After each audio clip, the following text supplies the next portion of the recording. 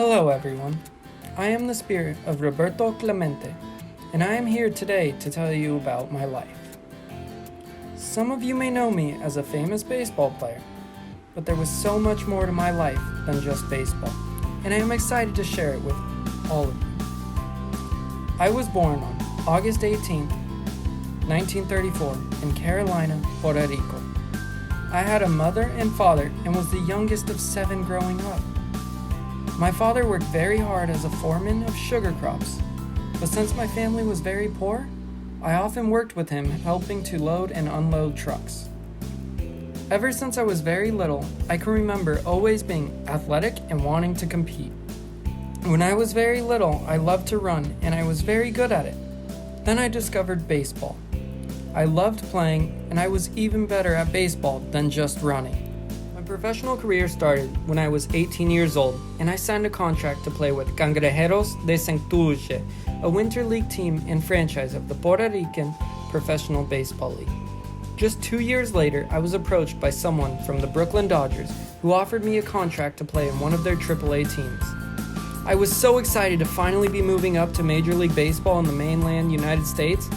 In 1954, I was drafted number 1 by the Pittsburgh Pirates and chose the number 21. Even though I was now in the Major League, I had some tough times. This was still a time in history when many people did not want to see people of color playing baseball. I faced racism, and I didn't speak English very well yet, so I had trouble communicating with my teammates, opponents, and especially the fans and media. The language barrier made it very hard for me. I was lucky to have 2 teammates who were bilingual, meaning they spoke more than one language, who were able to help me adjust as well as start to learn the language. While most people remember me for my achievements on the field during my 18-season career, I also had a passion for helping others. When I wasn't playing baseball, I spent my time doing community service. I loved helping out my local community and my people back home in Puerto Rico.